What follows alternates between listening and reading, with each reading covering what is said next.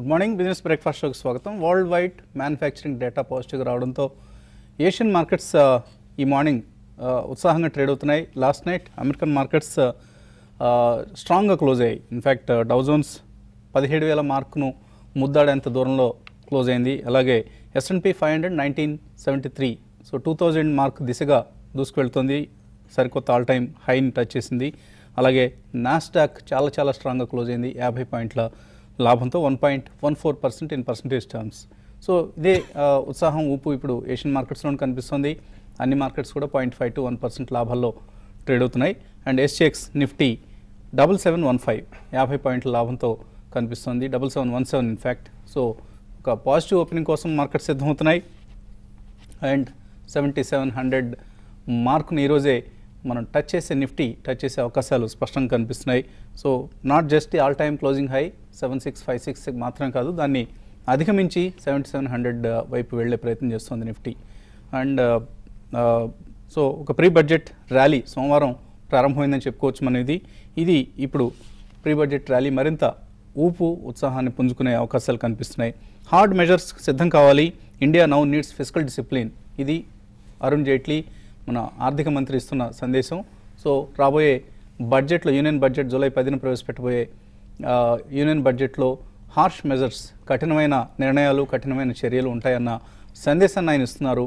So ఇది మనలాంటి వాళ్ళకి కొంచెం వినడానికి కఠినంగా ఉన్నప్పటికీ కూడా మార్కెట్స్కి మాత్రం వీణుల విందుగా ఉంటుంది. మార్కెట్స్ దీనికి పాజిటివ్గా రియాక్ట్ అవుతాయి. అండ్ లాస్ట్ 2 డేస్లో FIIs 2,000 కోట్ల రూపాయలకు పైగా ఇన్వెస్ట్ చేయడం దీనికి నిదర్శనంగా చెప్పుకోవచ్చు. సో చాలా ట్రిగ్గర్స్ కనిపిస్తున్నాయి మనకి. ఇన్ఫ్యాక్ట్ ఇది ప్రీ బడ్జెట్ ర్యాలీ అని మనం నిన్న మార్నింగ్ కూడా అనుకున్నాం. సో ఒకసారి జూన్ ఆటోమొబైల్ సేల్స్ ఫిగర్స్ చూస్తే మనకు మారుతి చాలా స్ట్రాంగ్ నెంబర్స్ వచ్చాయి. ఆల్మోస్ట్ ఇయర్ ఆన్ ఇయర్ చూస్తే 30% పెరిగాయి. మారుతి సేల్స్ ఫిగర్స్ 31% పెరిగాయి. అలాగే హుండాయ్ 9.5% పెరిగాయి. అండ్ హోండా కార్స్ 75% పెరిగాయి జూన్ సేల్స్ ఫిగర్స్. అలాగే టొయోటా, ఫోర్డ్, నిసాన్ ఇవన్నీ కూడా చాలా స్ట్రాంగ్ నెంబర్స్ ప్రకటించాయి. Except Tata Motors and general Motors.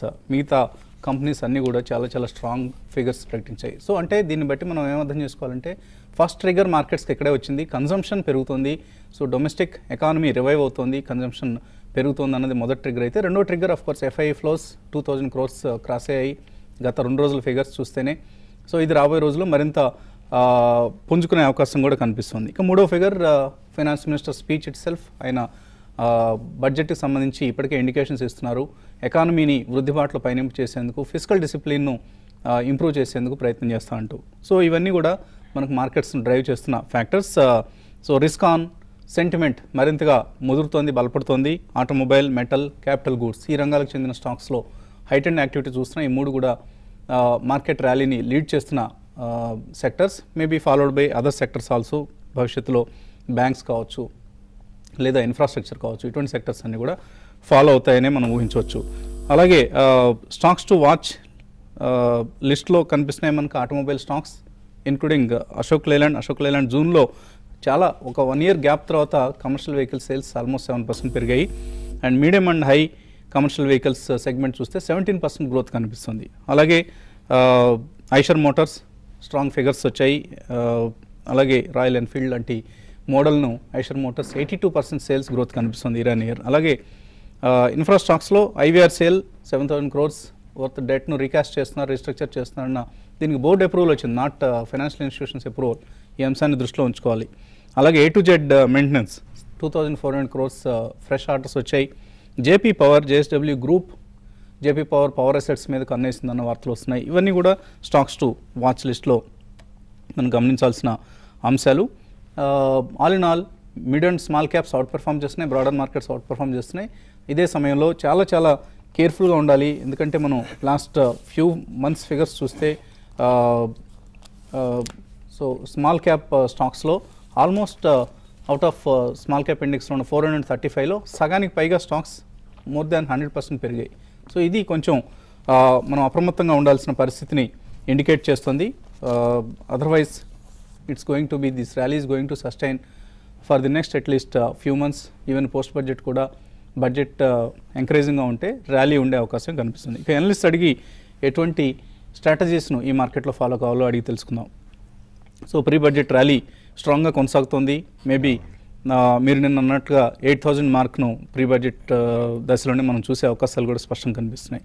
So ఎటువంటి సెక్టర్స్, ఎటువంటి స్టాక్స్ను ఈ సమయంలో ఇన్వెస్టర్స్ ఎంచుకోవాలి అండ్ ఎటువంటి స్ట్రాటజీని ఫాలో కావాలి? అంటే ఎక్కడికక్కడ ప్రాఫిట్ బుక్ చేసుకుంటూ ఉండాలా, లేదంటే hold on to your positions, stay invested అని చెప్తారా? I think if he's an investor, definitely stay on to the investments అని చెప్తానండి. But if he's a trader, definitely today is not the right day to sell, but post budget one can take a call in terms of selling అనమాట. ఎందుకంటే మనకి బడ్జెట్లో ఏ సెక్టర్స్కి different రాయితీలు ప్రకటిస్తారో, ఏ sectors tighten చేస్తారో in terms of subsidy control, like oil marketing కంపెనీస్కి, upstream oil కంపెనీస్కి, వీటన్నిటికి కూడా అది దోహదపడుతుందండి if they really tighten the subsidies. అలాగే ఫర్టిలైజర్ సెక్టర్ ఒకటి, ఎందుకంటే నిన్న ఒక స్పెసిఫిక్ స్టేట్మెంట్ చేయడం జరిగింది, mindless spending always leads to harsher days in terms of finance అని చెప్పి నిన్న ఫైనాన్స్ మినిస్టర్ గారు చెప్పారు. So what happened in the last 5-10 years cannot be corrected in the next 1 year it self. So ఈ కారణం వల్లనే ట్రేడర్స్ అయినా కూడా డెఫినెట్లీ బడ్జెట్ అయ్యేదాకా మాత్రం తప్పకుండా stay put in the investment అనే చెప్తానండి. But for long term investors maybe at least 12-18 months view ఉన్న వాళ్ళు కూడా, మేబీ నాట్ 3 to 5 years, వాళ్ళు మాత్రం definitely in case they sell the positions definitely higher రేట్లో కొనాల్సి వస్తుందండి. So serious long term investor should stay invested in every sector across the counter. Broad based rally ఉంటుందండి. So మనం ఇప్పుడు sector choose చేయడానికి కూడా ఇట్ బికమ్స్ ఎక్స్ట్రీమ్లీ డిఫికల్ట్, ఎందుకంటే today we have hundreds of opportunities out there, but lot of people do not have money. So shortage of money లాగా అయింది. So liquidity will chase the stocks, and definitely higher the price, the greater the price will be over the next 3 to 6 months అని చెప్పచ్చు. We have seen some of the high price stocks in 4 digits plus even 5,000, 10,000 rupees shares కూడా they're just running away. So ఈ కారణం మూలాన investor should stay invested. ఒకవేళ ఎవరైనా trader ఉన్నా కానీ they should be patient enough to see the budget paper. After that only they can take a selling call అండి. So ట్రేడర్స్కు ఎటువంటి సలహా ఇస్తున్నారు ఈ వెన్స్డే మార్నింగ్? చూడండి, మార్కెట్ చూస్తే గత 3 ట్రేడింగ్ సెషన్లో పాజిటివ్గా రావడం చూసాము. దాదాపు అన్ని స్టాక్స్ కూడా, అన్ని సెక్టర్స్ కూడా పాజిటివ్గానే ఉన్నాయి. అయితే కరెంట్ లెవెల్స్ నుంచి మార్కెట్ ఇంకా ఫర్దర్గా పెరగవచ్చు. అంటే మనం చూసాం నిన్న కొంచెం నిఫ్టీ ఆగింది, బట్ స్టాక్స్ మాత్రం చాలా స్ట్రాంగ్గా అప్ ట్రెండ్లో కొనసాగాయి. కాబట్టి నా ఉద్దేశం ప్రకారం స్టాక్ స్పెసిఫిక్ యాక్షన్ ఉంటుంది. కాబట్టి ప్రతి డిక్లైన్లో కూడా ఈవెన్ ఇంటర్డే డిక్లైన్ కావచ్చు, వన్ డే డిక్లైన్ కావచ్చు, లాంగ్ పొజిషన్స్ని తీసుకోమని సజెస్ట్ చేస్తాను. కరెంట్ లెవెల్స్ నుంచి నిఫ్టీ 7,800 లెవెల్ దాకా వెళ్ళడానికి అవకాశం ఉంది. ఈరోజే 7,700 ఆ లెవెల్కి టెస్ట్ చేయొచ్చు, బట్ అక్కడ 7,680 అండ్ 7,700 ఆ లెవెల్లో నిఫ్టీకి రెసిస్టెన్స్ ఫేస్ చేయొచ్చు.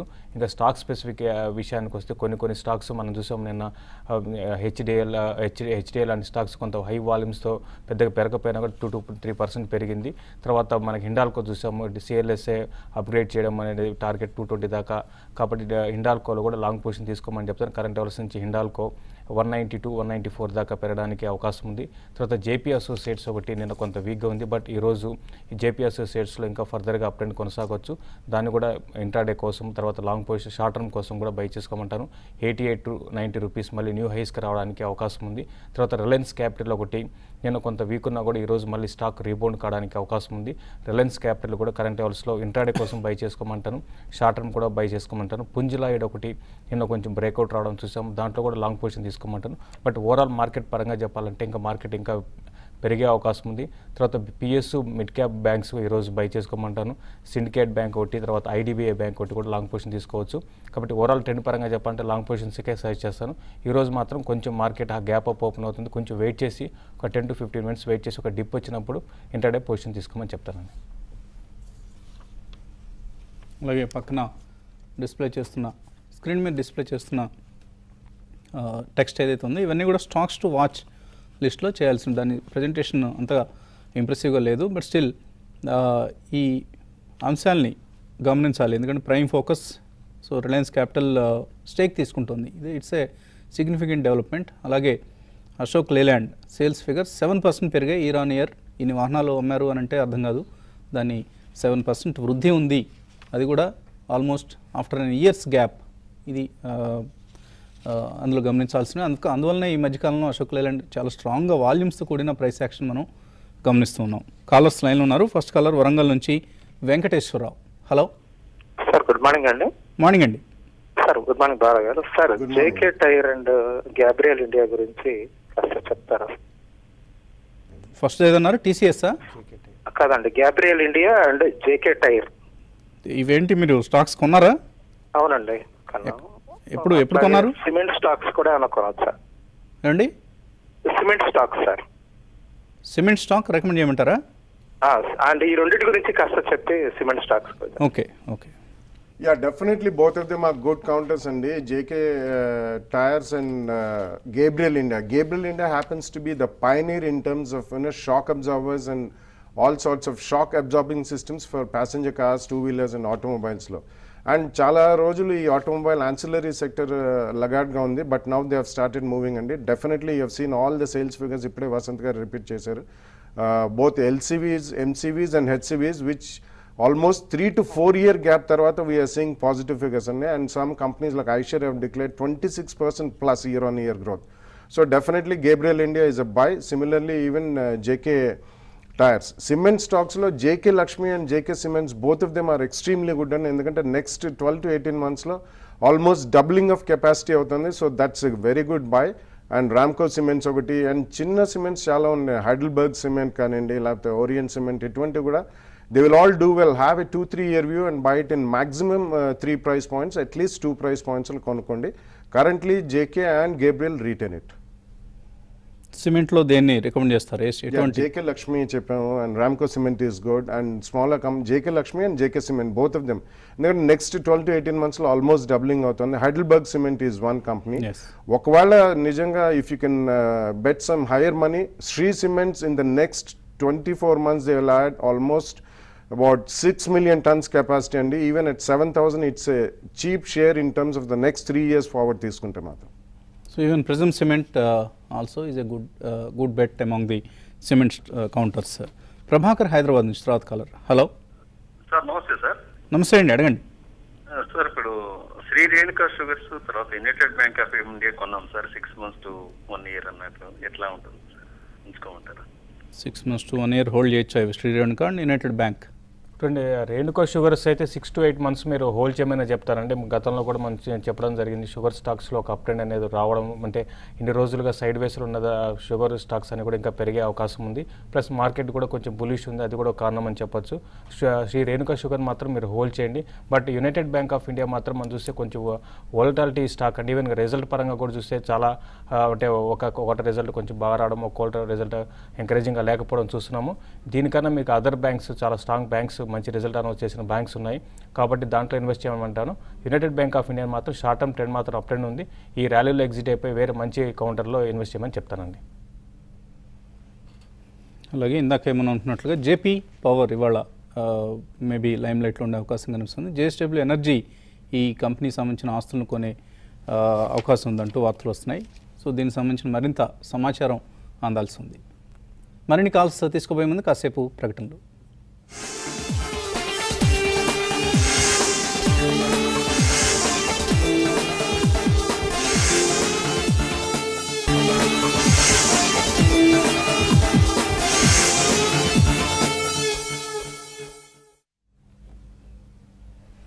న్యూస్ బ్రేక్ఫాస్ట్ షోకి తిరిగి స్వాగతం. ఎస్ఎక్స్ నిఫ్టీ ట్రెండ్ బట్ చూస్తే ఒక పాజిటివ్ ఓపెనింగ్ కోసం మార్కెట్ సిద్ధమవుతున్నాయి and all time closing high 7656 ఏదైతే ఉందో దీన్ని నిఫ్టీ ఓపెనింగ్ ట్రేడ్ లోనే అధిగమించే అవకాశాలు కనిపిస్తున్నాయి.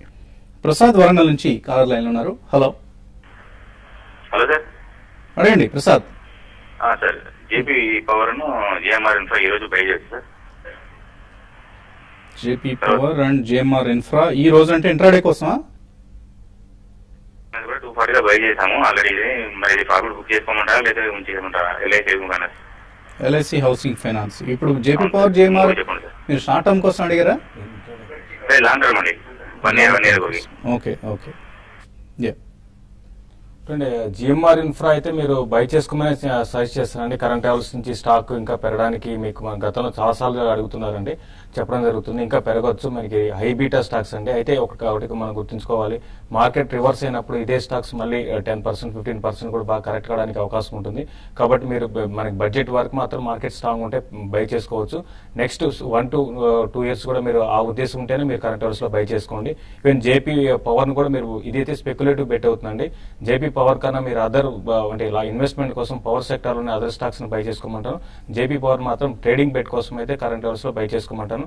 తర్వాత రిలయన్స్ ఎల్ఐసి హౌసింగ్ ఫైనాన్స్ గురించి అడిగారండి. ఎల్ఐసి హౌసింగ్ ఫైనాన్స్ రీసెంట్ గా చూస్తే చాలా స్ట్రాంగ్ అప్ ట్రెండ్ ఉంది. ఇంకా మీరు హోల్డ్ చేసుకోండి, ప్రాఫిట్ బుక్ చేసుకోవాల్సిన అవసరం లేదు. షార్ట్ టర్మ్ ట్రెండ్ అయితే ఇంకా ఇక్కడ నుంచి 380 to 400 రూపీస్ దాకా రావడానికి అవకాశం ఉంది. నెక్స్ట్ 2 to 3 months లో ఎల్ఐసి హౌసింగ్ ఫైనాన్స్ హోల్డ్ చేసుకోమని సజెస్ట్ చేస్తారండి.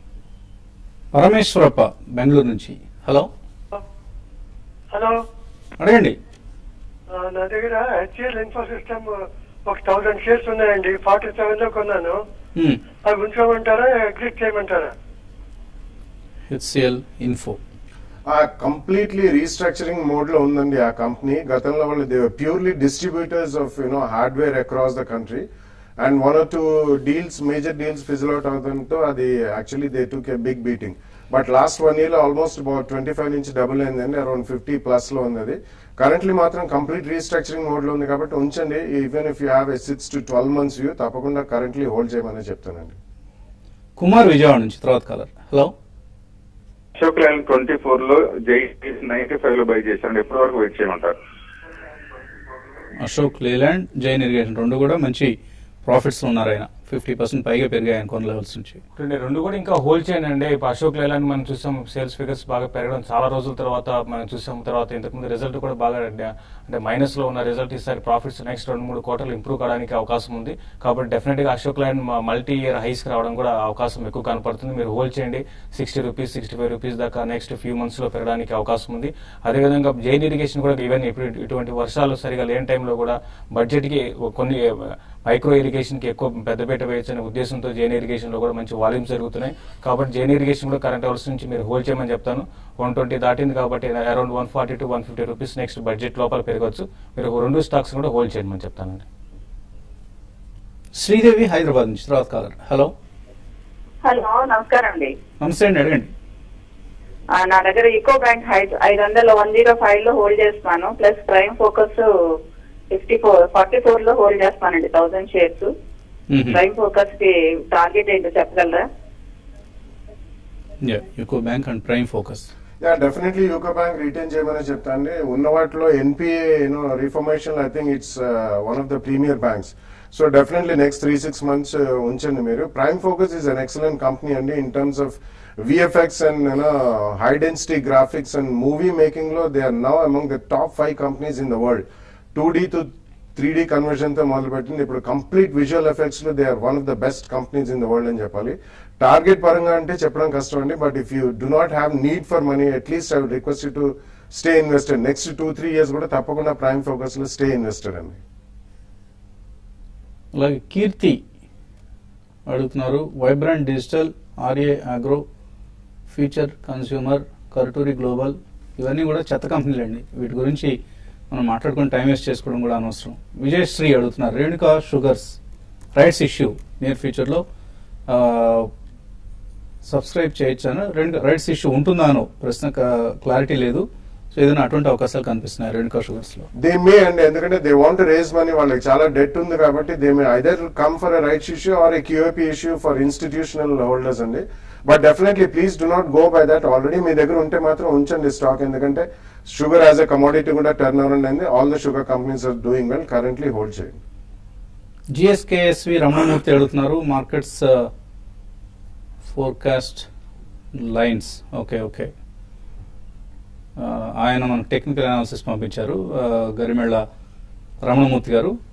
రేపటి నుంచి మీ అనాలిసిస్ని మనం టీవీలో డిస్ప్లే చేసే ప్రయత్నం చేద్దామండి. జగన్నాథ నాయుడు అడుగుతున్నారు, RIL నుంచి జైన్ ఇరిగేషన్ కు షిఫ్ట్ అవుదాం అనుకుంటున్నారు, ఎంతవరకు ఫలిస్తుంది ఇది? అంటే మీరు డెఫినెట్ గా నేను ఒకసారి షిఫ్ట్ కమ్మనే చెప్తానండి. మనకి నిన్న రిలయన్స్ కూడా బ్యాడ్ న్యూస్ రావడం చూసాము. సో ఇన్సైడ్ ట్రేడింగ్ దాని విషయంలో కోర్టు రిజెక్ట్ చేసింది. అయితే కరెంట్ అవర్స్ నుంచి రిలయన్స్ ఇండస్ట్రీ 1040, 1050 అయితే దాటకపోవచ్చు.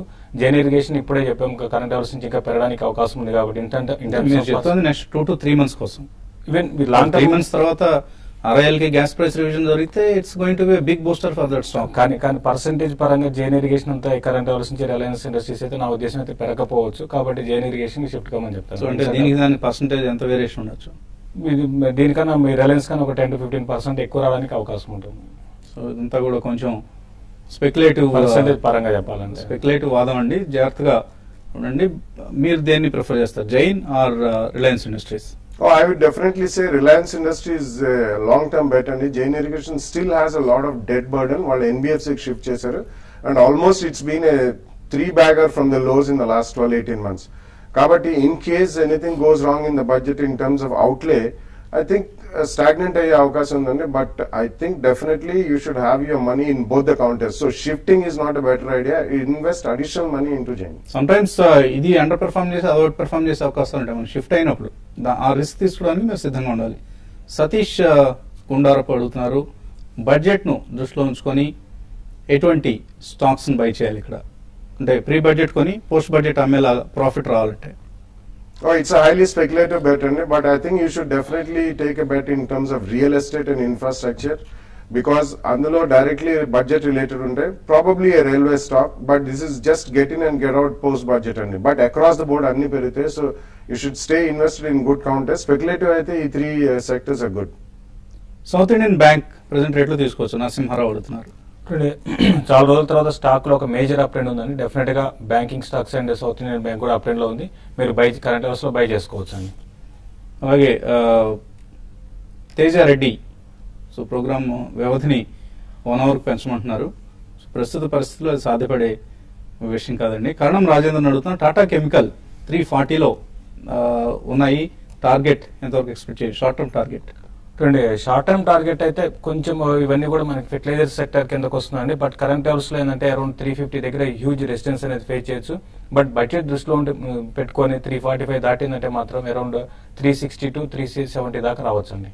రమేష్ కాస్తన అడుగుతున్నారు, BHEL 175లో, HCL టెక్నాలజీస్, ఎస్ బ్యాంక్, ఐటీసీ ఒకటి ప్రజెంట్ రేట్లో ఉంది, మిగిలినవన్నీ కూడా తక్కువ రేట్స్ లో కొన్నవి, ఇవన్నీ హోల్డ్ చేయొచ్చా, ప్రాఫిట్ బుక్ చేసుకోవచ్చు?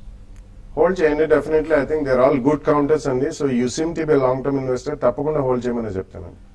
ఇంకా మెయిల్స్ చాలా ఉన్నాయి, కానీ సమయం కూడా మించిపోయింది. ఇది వాటి బిజినెస్ బ్రేక్ఫాస్ట్. మధ్యాహ్నం మళ్ళీ స్మార్ట్ ఇన్వెస్టర్ కలుద్దాం.